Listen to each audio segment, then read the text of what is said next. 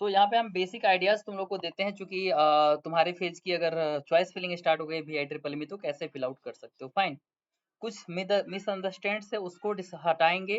Plus हमने जो choice filling PDF तुम लोगों को प्रोवाइड करा है, तो उसको कैसे ठीक करना होता है, उसको कैसे फिल ठीक करना इन द सेंस ऑलरेडी वो ठीक है, बट उसको कैसे परफेक्ट अपने अकॉर्डिंग बनाना है वो मैं क्लेरिफाई करूंगा इस वीडियो में। पूरा वीडियोस को ध्यान से देखो ताकि सब कुछ समझ में आ जाए। सबसे पहली बात यहाँ पे तुम लोग देख सकते हो हमारे यहाँ पे चल रहा है, जब लॉगिन करोगे तो राइट लेफ्ट साइड में यहाँ पे चॉइस फिलिंग वाली ऑप्शन आएगी, उस पर जब क्लिक करोगे तो यहाँ पे कैंपस सेलेक्ट करना आएगा। बीटेक ऑलरेडी सिलेक्टेड रहेगा, कैंपस इस पे अगर तुम्हें वेलोर में ही चाहिए तो वेलोर, या फिर पहला चॉइस अगर वेलोर रखना है तो वेलोर रखोगे।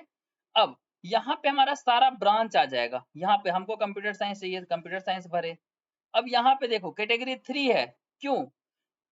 या तो हमारी रैंक कैटेगरी 1-2 डिजर्व नहीं करती थी तो चॉइस में आया ही नहीं, या फिर कैटेगरी 1 ऑलरेडी हमने फिल कर रखा है। देख सकते हो यहाँ कैटेगरी 1 हमने फिल कर दिया है, ठीक है। पहली चीज मतलब जो कॉलेज जो ब्रांच हमको अगर चॉइस में नहीं दिखता है, फॉर एग्जांपल अगर वीआईटी वेलोर हमको यहाँ पे दिखता ही नहीं है, वीआईटी पे ब्रांच पे कॉलेज पे सिलेक्ट करेंगे और अगर हमको नहीं दिखता है ना यहाँ पे, इसका मतलब अगर वेलोर नहीं होता तो हमको मेरे चॉइस पे वेलोर अवेलेबल नहीं था, इस तरह से सीधा समझ लेना। अब ये कंप्लीट क्लेरिफिकेशन हो गई, तुम लोग को कंफ्यूज नहीं होना है एकदम से। दूसरा, चॉइस फिलिंग परफेक्ट कैसे बनता है, कैसे चेक किया जाता है जिससे कि हम खुद भरे वही मिले।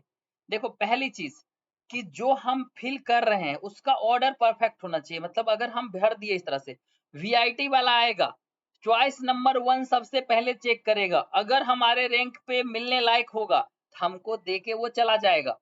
अगर 1 नहीं मिल रहा होगा, इफ एंड देन वाला जो कंडीशन मैंने तुम लोग को बताया था वो यही कंडीशन है।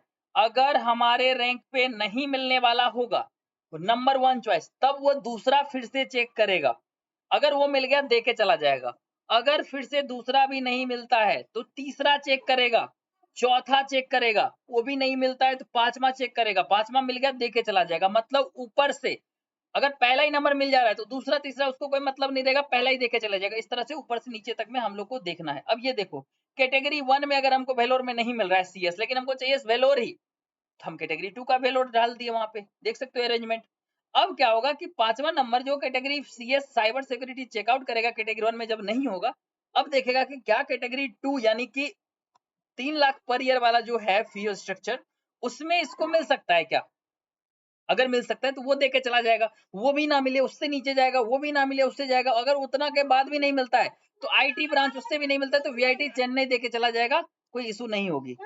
फाइन, ठीक है।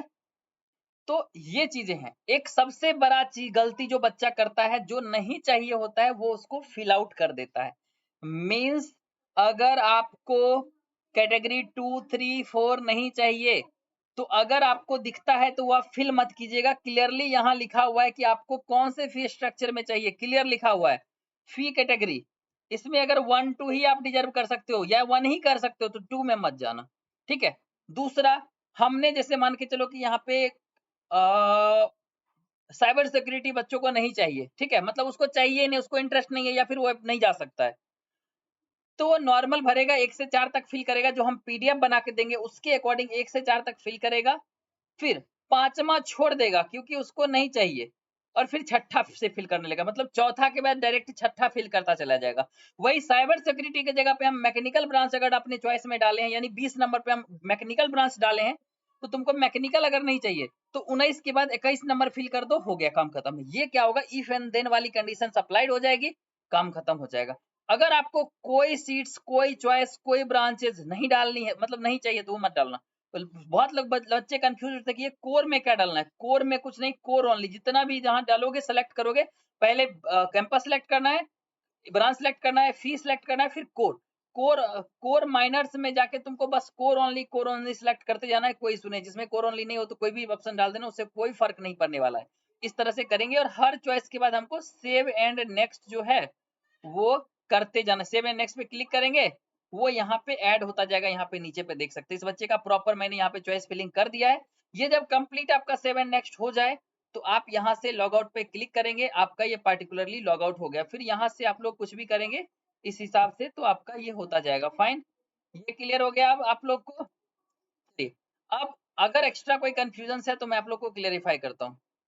आगे हम आप लोग को चॉइस फिलिंग की पीडीएफ बना के दे रहे होंगे। आप लोग अगर हमारे ग्रुप में ऑलरेडी हैं वी आई ट्रिपल ई बारे में, तो आपको ऑलरेडी मिल चुका होगा, नहीं मिला है तो अभी शाम में मिल जाएगा। और जो आपको नहीं चाहिए उसको हटा के आप उसी ऑर्डर में फिल आउट कर लेंगे, कोई इशू नहीं होगा, कोई प्रॉब्लम्स नहीं होगा, लॉग आउट कर लेंगे, कोई इशू नहीं होगा, कोई प्रॉब्लम्स नहीं होगा। और उसके बाद भी अगर कोई प्रॉब्लम्स हो तो हमारा जो व्हाट्सअप नंबर होगा आप लोग के ग्रुप में जो हम डाले हुए वो व्हाट्सअप नंबर पे कॉल कर लेंगे। जो बच्चा नया है, जो बच्चा व्हाट्सअप वाला है, सॉरी यूट्यूब से अगर देख रहा है हमें, तो तुम नीचे में जो नंबर चल रहा है 84 34 61 03 66 या फिर 62 99 62 78 75, इस नंबर पे हमें व्हाट्सएप पे मैसेज करो, तुम्हें भी हेल्प की जाएगी। Thank you.